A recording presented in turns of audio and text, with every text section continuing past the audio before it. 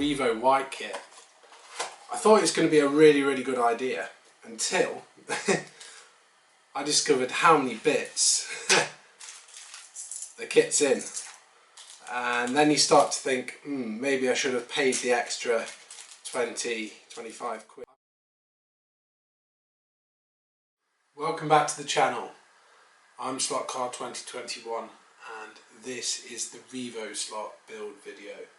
So you might have seen my previous video of me unboxing the white kit and showing you all the different components of the white kit, and this is the result of the build. So I'm really happy with what I've achieved. It's not perfect, but these things take time to perfect the techniques, and I think I've managed to do as good as job as I could have done on this. And the thing that I'm really pleased with is the actual weathering on here. I think that I've done a pretty good job on capturing a beat up raced car, which is the look I was trying to achieve, whilst also putting the racing stripes on. I'm really happy with the result on the spoiler. I think that that's probably come out the best. I used a slightly different technique on that, so I actually I sprayed the car with the tape on, and I actually took the tape off while the paint was still drying, which is maybe a bit risky, but it gave me a much cleaner line, whereas I took this off when it was dry and I had issues with bleeds and what else did I have? Issues with paint peeling between the layers. And yeah, I'm going forwards. I'm probably going to use this technique of taking it off when it's still wet or slightly wet, just before it's fully dried, and that seems to me, I don't know, let me know kind of how you're supposed to do it, but I was just kind of experimenting, and I think that's Pete Shepherd, if you're watching, let me know how you do yours, how you do it professionally, to achieve the look that you achieve, because I might be going completely wrong, but that's just the result that I got. So, do I recommend getting a Revo white kit? I think if you've not got any experience of building cars, I would say buy a built Revo and practice getting it set up, because that's half of, because this the chassis is quite, I wouldn't say complex, it's just there's a lot to it, so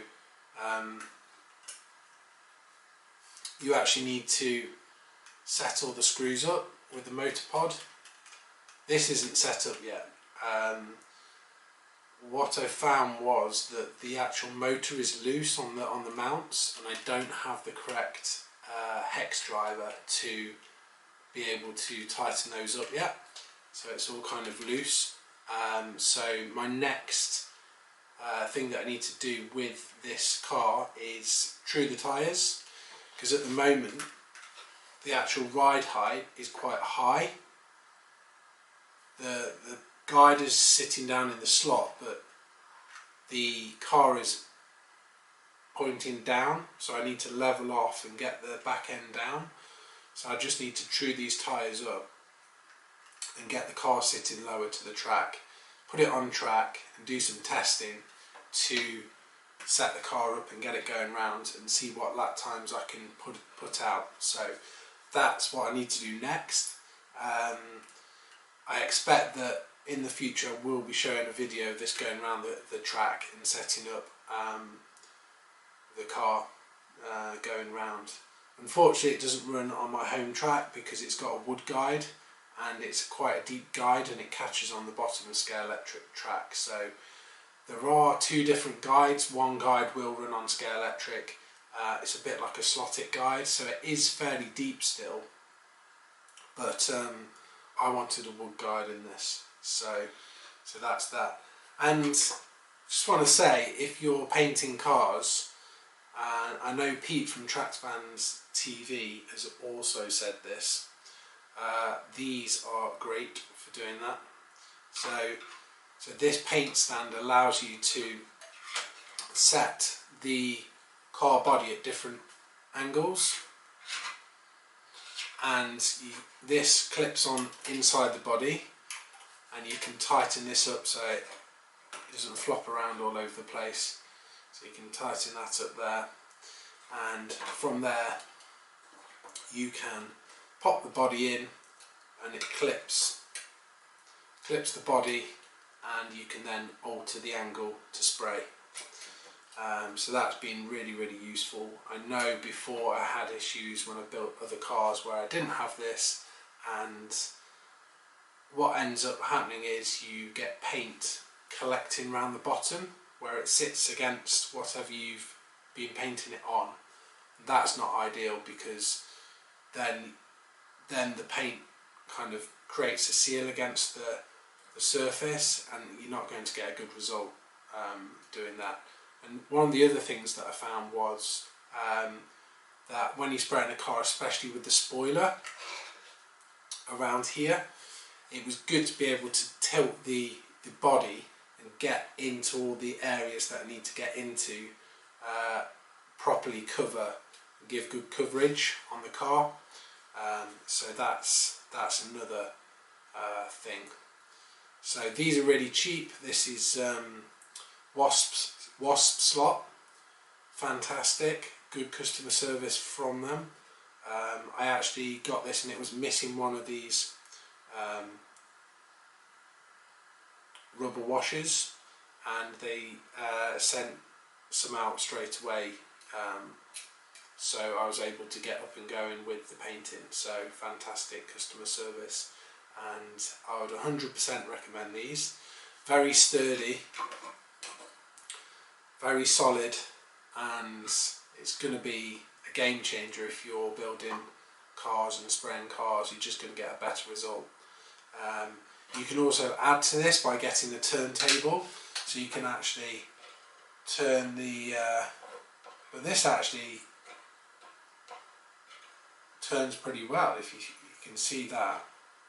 So I mean, it would be better to get an actual turntable, but you can get a taller version as well, so that might be easier to still rotate and spray.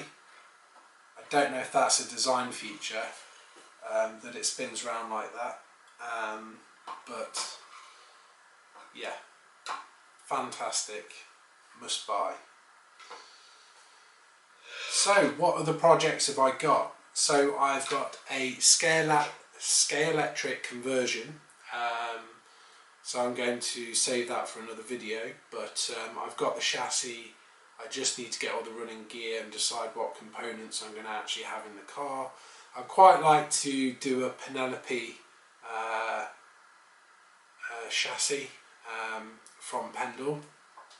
Pete is currently making his car up, and from Trackfans TV, and it looks like a lot of fun and a bit of a headache as well, and I'd quite like to do a custom build on that and use the chassis as a starting point, and then start cutting it up and adding bits in and see where I can go with that. I think that would be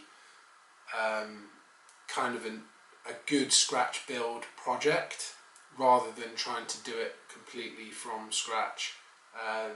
Is have a starting point and then start chopping and adding things in to that chassis and seeing where I get to. So that's obviously going to be another project. Maybe I'm going to save that till next year, but yeah, really pleased with the end result on this Revo. 100% recommend if you've got the skills to build and paint and everything.